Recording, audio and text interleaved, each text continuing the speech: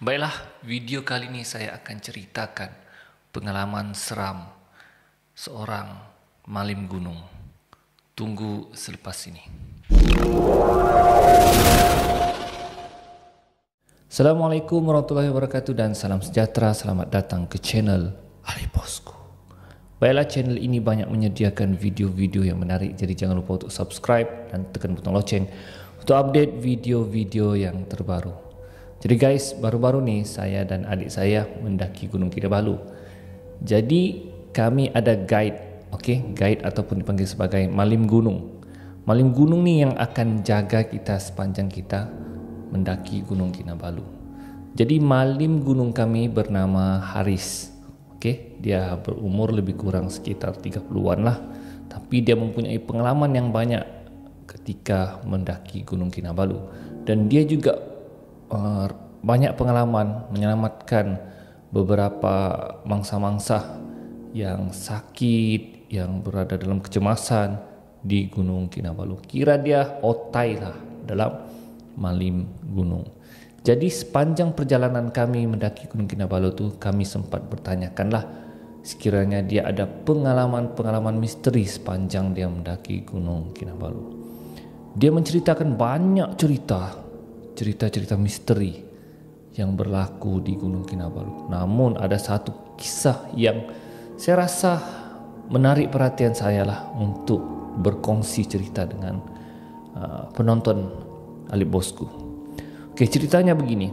Ketika dia membawa dua orang pendaki gunung, seorang ibu dan seorang anak. Ibunya masih umur muda lagi lah, sekitar 40-an, dan anaknya sekitar 20-an. Jadi mereka mendaki gunung seperti biasa dan mengambil guide lah, rakan saya itulah yang guide. Dia bawa sampai ke puncak Gunung Kinabalu. Namun ketika mereka turun, ibu kepada budak tersebut mengalami kecederaan, dan kecederaannya melibatkan lutut. Dan apabila melibatkan lutut guys, memang masalah besar. Sebab kalau lutut sudah kau tidak boleh bengkok ataupun bengkak, memang kalau kau untuk turun dari gunung memang sakit guys. Jadi mau tidak mau, mak budak tersebut mengambil keputusan untuk turun agak lambat sedikit lah ke tim pohon, ke kira orang ke checkpoint lah, disebabkan lutut ibunya cedera. Sebab kalau kita turun bukit ni, lutut banyak tahan daripada semasa kita turun. Jadi kalau lutut kita sudah bengkak, memang nak turun pun susah ya. Jadi ibunya tu upah malin gunung tu untuk papah dia lah, kira macam bawa dari belakang. Apa boleh buat, lutut sudah tidak boleh, tidak dapat digunakan. Sebab itulah kalau kita ingin mendaki gunung, tidak kira gunung dimanapun, perlunya stamina, perlunya banyak latihan ya. Sebab kalau tidak banyak latihan, beginilah yang berlaku. Banyak kecederaan, bukan saja lutut, kekejangan otot, buku lali ya, semua tu mainkan peranan. Kalau salah satu kecederaan berlaku guys, jadi begitulah.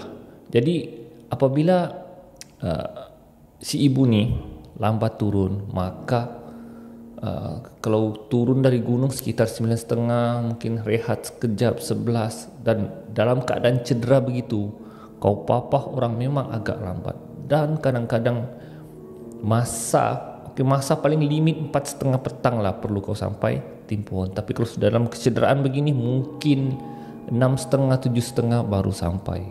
Begitulah. Jadi diceritakan ya, semasa mereka turun, guide ni papah si ibu ni lah ya, papah si ibu ni. Dan ketika mereka turun tu pada waktu maghrib sudah ya, jadi memang agak lambat sedikit lah ya, sebab dia papah ibu budak tu. Kadang-kadang setiap 1 kilometer rehat, setiap 1 kilometer rehat, hinggalah guide tu cakap, malin gunung tu cakap, sampai di kilometer 2.5 km. Tiba-tiba si anak yang di depan dia melihat di belakang. Melihat di belakang seperti ada sesuatu. Sedangkan mereka ketika itu adalah pendaki yang terakhir untuk turun di pohon. Maksudnya kira orang yang terakhir lah, tidak ada lagi orang yang berada di belakang. Jadi si anak ni asyik-asyik tengok belakang, dia tengok. Tapi guide masa tu tidak pedulilah. Kemudian mereka jalan. Si anak ni menoleh belakang lagi. Jadi dia pun heran, kenapa si anak ni balik-balik menoleh belakang ni? Ya. Kemudian jalan lagi. Si anak menoleh lagi ke belakang sambil dia torchlight lampu ke belakang. Tapi dia tidak bercakap anak dia, tapi muka budak tu guys memang sudah macam cuak, yang macam ketakutan. Jadi guide ni dia rasakan sesuatu yang macam lain lah. Kenapa budak di depan ni asyik tengok ke belakang?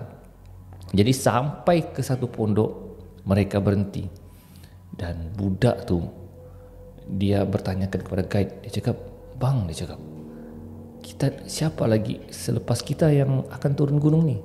Guide tu cakaplah, "Buat sementara ni kita lah yang last. Kita lah orang terakhir yang turun dari Gunung Kinabalu ni untuk ke checkpoint Tim Pohon." Budak tu bila dengar saja begitu, muka dia guys, muka dia macam yang takut betul-betul. Jadi guide tu cakap, "Kenapa kamu ni? Kenapa kau asyik-asyik tengok belakang kan?" Kemudian budak tu bisik di telinganya. Dia bisik di telinga guide tu, dia cakap, "Bang," dia cakap, "macam ada orang ikut di belakang kita belanya. Aku dengar bang, bunyi tapak kaki, aku dengar." Dia cakap, terkejut jugalah yang guide tu. Dia cakap, Okey, tak apa belanya. Kita abaikan, jangan tegur. Kita teruskan perjalanan. Ada 2 km lebih lagi, kita sudah sampai di checkpoint Tim Pohon." Jadi mak budak dia tidak tahu apa-apa. Ini perbualan yang terkait dengan anaknya itu saja. Budak tu. Jadi mereka teruskanlah perjalanan lagi, turun ke bawah, dan sambil dipapalah oleh guide tu. Dan kali ini guide tu sudah dengar ada bunyi tapak kaki mengekori di belakang mereka. Dan guide tu sudah mula risau. Dia cakap, "Siapa yang mengikut? Ada orang ikut di belakang ni." Dia macam ada bunyi tapak kaki.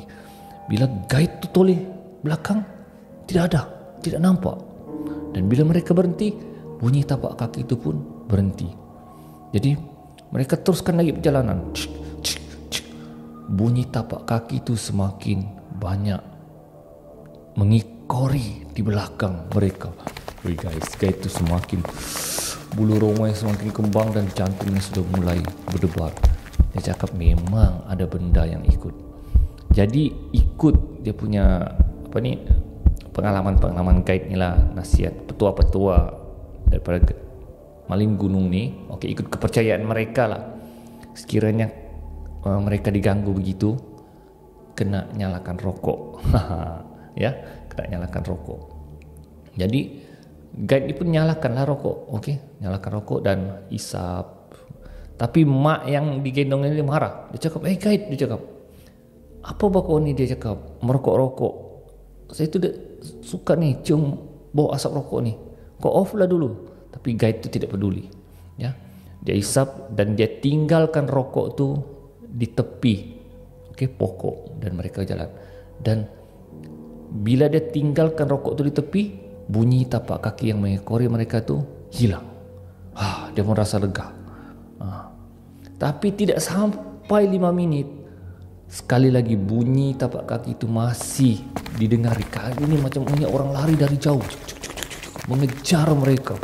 Guys, yang si anak tu, yang budak depan tu, dia sudah tiba-tiba dengar bunyi tapak kaki itu. Dia toleh dengan guide. Dia cakap, dia besarkan matanya, dia beri isyarat memang ada benda tu masih ikut. Guide ni apalagi, dia cakap, benar, mereka sudah abaikan rokok tu. Jadi mereka sampai ke pondok yang terakhir. Satu pondok yang terakhir lah, pondok rehat yang terakhir.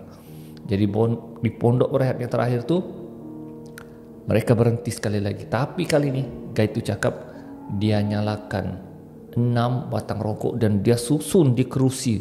Kemudian dia nyalakan satu-satu. Satu. Baru mereka turun semula. Dan ibu yang di papa tu heran. Apa hal kau nyalakan rokok tapi kau tinggalkan? Guide itu tidak cakap. Dia hanya diam dan bawa turun ke checkpoint di pohon. Dan selepas tu mereka sudah tidak dengar bunyi tapak kaki dan dia rasa lega. Mungkin hantu-hantu tu dia cakap lah ikut kepercayaan mereka. Mungkin mereka tengah merokok di pondok tu. Tapi selepas tu lebih kurang sikit lagi sampai ke tim pohon, mereka sekali lagi dengar. Tapi kali ini bunyi tapak kaki itu semakin ramai. Guys, guide yang tengah papa ni macam dah sudah penatnya. Termasuklah yang budak yang anak kepada ibu tu pun begitu juga. Mereka cuak cepat-cepat untuk sampai ke checkpoint di pohon. Apabila mereka sikit lagi sampai ke checkpoint tu, guide ni cuba toleh belakang. Dia ingin lihat siapakah yang mengikuti. Sebab dekat checkpoint tu ada satu lampu spotlight lah. Jadi kita boleh nampak lah siapa yang. Dan bila dia toleh belakang, guys, dia nampak seperti ada beberapa lembaga hitam tengah mengekori mereka. Dan guide ni bila dia nampak macam lembaga hitam, dia pandang semula ke depan dan lari terus ke checkpoint tim pohon dalam keadaan penat, letih.